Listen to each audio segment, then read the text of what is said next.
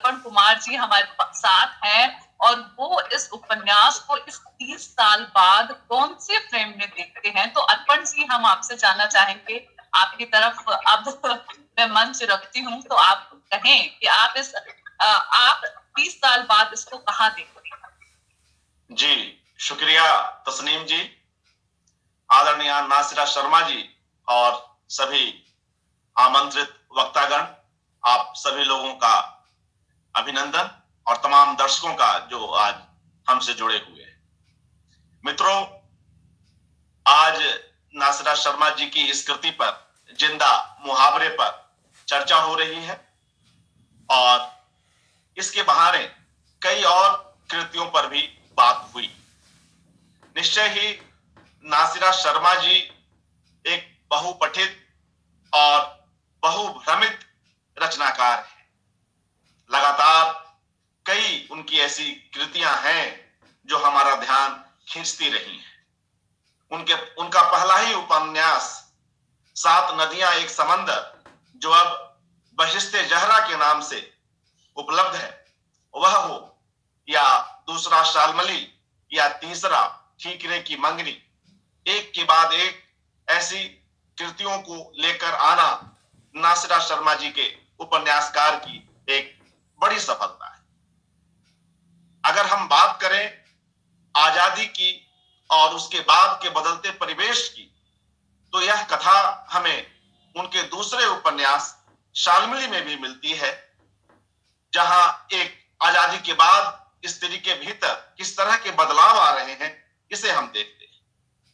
दूसरे उपन्यास ठीकरे की मंगनी में भी स्त्री कुछ और अधिक ताकतवर रूप में हमारे सामने आती है और वह यह सोचती है कि पिता और पति के घर से अलग भी एक उसका अपना घर हो सकता है, उसका अपना वजूद हो सकता है। और चौथा उपन्यास यह है जिंदा मुहावरे, जिस पे हम चर्चा कर रहे हैं। जिंदा मुहावरे में पहली बार नासिरा शर्मा भारत और पाकिस्तान दोनों के भूगोल को उठाती है। आजादी के बाद की कथा तो यहां भी है, जिसकी यहां विस्तार से चर्चा हमारे पूर्व के 2 वक्ताओं ने की, मगर दोनों संयुक्त रूप से पहली बार आते हैं।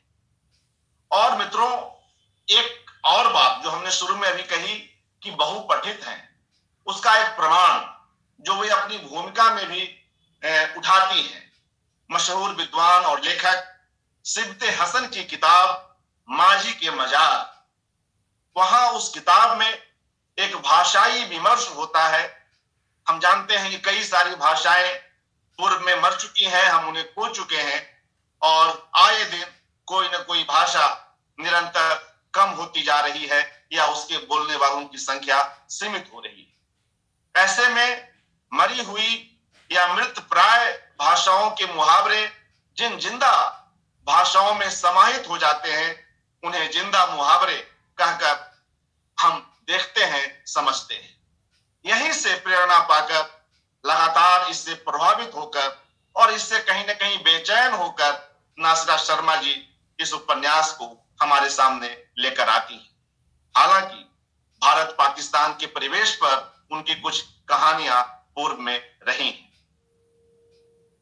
तो इस तरह से हम देखते हैं कि जिंदा मुहावरे की जो कथा है, वह पूरी संवेदनशीलता और बारीकियों के साथ गुथी हुई कथा है, जिसमें राजनीति की पृष्ठभूमि है, मानवता का अपनी जमीन से अनकहा जुड़ाव है, परिवार से छोटे बेटे के दूर चले जाने की त्रासदी है, उसके वापस लौट आने की उम्मीद में काफी समय तक जीते आए उसके परिवार की अधूरी चाहत है, उस छोटे बेटे से मिलन की उत्कंठा है, बूढ़े माता पिता किसी अधूरी आस की तरह जिसे अपने दिल में लिए यह दुनिया छोड़ देते हैं।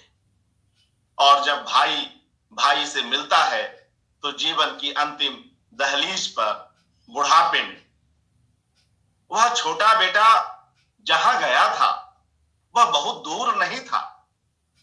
संकीर्ण राजनीति की खींची लकीर ने उसे दूर बना दिया था। वह कोई दूसरा देश भी नहीं था। दोनों जगहों के लोग साथ मिलकर ही तो आजादी की जंग लड़े थे। मगर आजादी मिलने के बाद सत्ता और उसकी कुर्सी के लिए होने वाले बंदरबाट में जब विभाजन हुआ तो अविभाजित हिंद का वह हिस्सा पाकिस्तान हो गया। फैजाबाद के कभी जमींदार परिवार का वह छोटा बेटा कई और लोगों की तरह वहां चला गया। वहां यानी पाकिस्तान के कराची शहर में। हम देखते हैं मित्रों कि यहां बार बार जो है लाल मुनिया पक्षी की चर्चा होती है। वह भी बड़ा सौदेश्यपूर्ण है। लाल मुनिया एक पक्षी जिसमें वो 12 परिंदे हैं, जिसे लेकर निजाम यानी निजामुद्दीन पाकिस्तान जा रहा है। काफी समय तक अपने घर से लिए दानों के साथ वह उन्हें पालता है। मगर एक समय ऐसा आता है कि फैजाबाद से लिए गए वे दाने खत्म हो जाते हैं, और दाने मतलब कंगनी, और वे लाल मुनिया एक एक करके उससे बिछोड़ती चली जाती है। यहां पर उपन्यास में इस कथा को जिस तरह से एक प्रतीक बनाकर लाल मुनिया के बहाने मिट्टी के जुड़ाव को दिखाकर जिस तरह से एक बेचैनी को प्रस्तुत किया गया है वह अद्भुत है।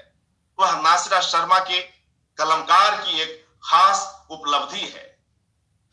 और वह जो बेचैनी है वह बेचैनी निजामुद्दीन में भी है। वह बेचैनी निजामुद्दीन में शुरू से ही है जब वह कराची में है, जिसकी चर्चा हमने राजीव शुक्ल और अशोक जी के वक्तव्यों में भी देखी। वह बेचैनी उसके बाद के दिनों में भी रहती है जब वह क्रमशः सफल हो जाता है, अपना परिवार स्थापित कर लेता है। और वह बेचैनी तब भी रहती है जब उसकी शादी की बात चलती है। वह सोचता है कि फैजाबाद की वह गंध, वह स्वाद उसे कराची में मिले तो कैसे मिले। तो अंततः उसकी तलाश पूरी होती है, और वह जिस लड़की से शादी करता है उसके माता पिता भी निजामुद्दीन की ही तरह फैजाबाद से आए हुए लोग हैं। भारत आने की बेचैनी सिर्फ निजामुद्दीन की नहीं है, उसके ससुर और उसकी सास की भी है। इस तरह से हम देखते हैं कि इस उपन्यास में जो विस्थापित मन है उसकी उलझनों को कई कई कोणों से व्यक्त किया गया है। उसके सुख दुख को, उसके अकेलेपन को तमाम बिंबों के रूप में, तमाम प्रतीकों के साथ उभारा गया है।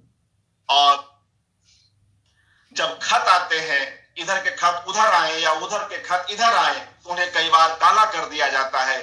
कई बार खत समय पर नहीं मिलते हैं, कई समाचार देर से मिलते हैं, और निजाम के माता पिता उसकी आस देखते हुए अंततः दम तोड़ देते हैं। और काफी समय बाद, लगभग 35 वर्षों के बाद, वह जब भारत लौटता है, भारत आता भी है, तो उसे उसके माता और पिता नहीं मिलते।